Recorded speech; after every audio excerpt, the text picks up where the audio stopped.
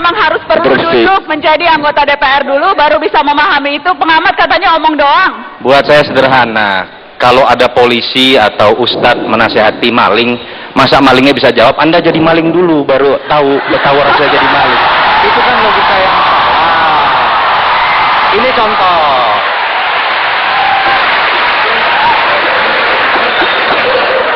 Itu contoh, saya tidak bicara DPR loh. Itu enggak. Interupsi pimpinan. Pimpinan. DPR. Pimpinan. Saya tidak bicara DPR. Analoginya bisa menyesatkan itu, analoginya menyesatkan. Enggak, maksudnya gini loh. Bahwa memang sampai hari ini karya kita tidak kemudian dianggap berarti oleh rakyat, nggak perlu juga kita membela diri lah. Jadi anggota DPR dulu baru rasakan. Sudah benar pernyataan tadi itu, saya suka. Cocok kami. Pimpinan. Pimpinan, interupsi pimpinan. Baik, Mas Teguh Juwarno, silakan. Saya ingin menjawab apa yang disampaikan adik saya tercinta, Mas Farhan. Mas Farhan, begini, kalau kita ikuti pileg kemudian pilpres, kemarin betapa pertarungan begitu kerasnya. Bahkan seolah-olah sampai istilahnya pertarungan hidup mati, sampai ada suami istri yang bercerai dan sebagainya. Poin yang ingin saya sampaikan apa? Menjadi anggota parlemen ini adalah sebuah takdir, sebuah betul-betul karena Allah mengizinkan. Yang menjadi calon begitu banyak, tetapi yang jadi hanya 560 orang dari penduduk Indonesia 250 juta. Ya. Apa yang saya ingin katakan? Nah, tentu ketika kita maju, kita punya kesadaran bahwa akan ada tanggung jawab besar. Baik. Akan ada komitmen yang besar. Bagi saya pribadi, tantangan yang terberat yang dihadapi, namun saya membahasakannya ini adalah sebagai sebuah motivasi, adalah bagaimana tidak membuat malu konstituen kita, tidak membuat malu orang-orang yang memberi kepercayaan kepada kita. Itu sesederhana itu. Oke. Bayangkan kalau kemudian misalkan ada seorang anggota DPR dipanggil ke kejaksaan atau ke KPK dengan baju, itu saja sudah tidak terbayang bagaimana malunya konstituen kita, apalagi istri dan anak kita. Saya kira sesederhana itu.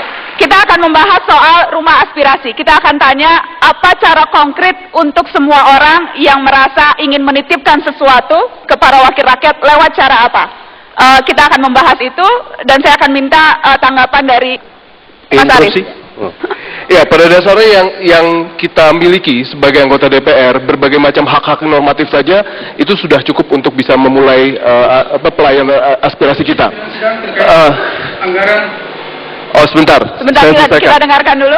Hal-hal yang saya miliki, misalnya saya menggunakan seluruh atau bahkan nombok sedikit apa yang menjadi hak saya dari dana reses misalnya, itu merupakan salah satu hal yang ternyata sangat-sangat bermanfaat buat orang-orang di daerah pemilihan. Bu Popong juga seperti itu. Dan Anda dapil Bandung dan Jawa Cimahi. Barat 1, Kota Bandung dan Kota Cimahi. Bagaimana caranya menghubungi Anda dan Sosial Bu Popong? media juga merupakan salah satu hal yang sangat-sangat efektif. Karena kalau telepon, tidak semua orang bisa melihat apa yang kita interaksikan dengan mereka.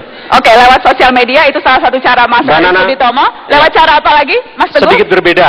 Selain tatap muka, ketemu langsung melalui forum reses, warga konstituen saya juga bisa mengakses saya melalui rumah aspirasi, kemudian bisa melalui jalur website. Saya punya website pribadi, teguhjuwarno.com, bisa melalui Twitter, ada juga Facebook, tapi juga kami melalui jalur, kita punya teman-teman di DPD, Dewan Perwakilan Daerah, DPC, Dewan Perwakilan Kecamatan, dan biasanya itu di-pool di rumah aspirasi yang kita miliki di dapil masing-masing. Oke. Itu cara untuk mengakses kita. Baik, ada yang di sebelah kanan, tadi sebelah kanan atas?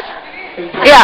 Ya, saya ingin bertanya bagaimana khususnya kepada dapil dari Jawa Barat dan Bandung, khususnya Bandung dan Cimahi, itu bagaimana kita sebagai rakyat ingin menghubungi wakil rakyat atau wakil kami secara langsung, dan itu diterima dengan baik oleh wakil rakyat tersebut. Lewat mana, lewat jalan apa? Anda dapil apa, Mas? Anda dapil apa? Dapil Bandung saya. Memang Anda dapil Bandung? Iya. Ada dua wakil Anda di sini, Mas Arief dan Cepopong. Anda mau tahu konkretnya kalau mau menyampaikan sesuatu ke mereka? Kemarin Anda milih Cepopong atau Mas Arief? Ini berdua. Iya. Oke, Saya baik. tidak peduli. Saya tidak peduli apakah kau milih saya atau tidak peduli. Yang jelas, Baik, nah, saya mau jawab. katanya nggak peduli. Kita dengarkan. Mau jawab Nggak penting, pertanyaan. nggak penting ya, Cek. Nomor HP saya tidak pernah dirahasiakan. Selalu kalau bertemu begini, selalu saya katakan ini HP saya, ini Twitter saya, ini nomor. Betul. Saya potong pakai Twitter. Nah, betul. Maksudnya itu justru supaya semua orang bisa menghubungi saya.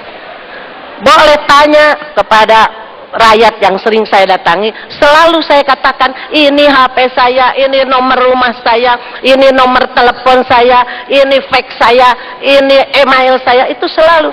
Najwa, Iya, Bang Nasir. inilah sebenarnya kenapa di periode ini untuk memaksimalkan hubungan antara anggota DPR dengan konstituennya, kemudian ada usulan untuk menghadirkan rumah aspirasi dan kemudian juga dialokasikan dana untuk mengelola dana rumah aspirasi ini. Meskipun memang sebahagian teman-teman pegiat LSM mengkritik ya keinginan ini, tapi kalau kita lihat cerita-cerita para peserta yang di sini, ya, mereka juga sebenarnya rindu dengan anggota DPR, ya kan? Meskipun memang ya tadi itu kadang-kadang mereka benci tapi rindu, begitu loh. Ya. Benci tapi rindu, betul nggak benci tapi rindu? Banyakan yang ngomong betul anggota dewan. Banyakan bencinya apa rindunya?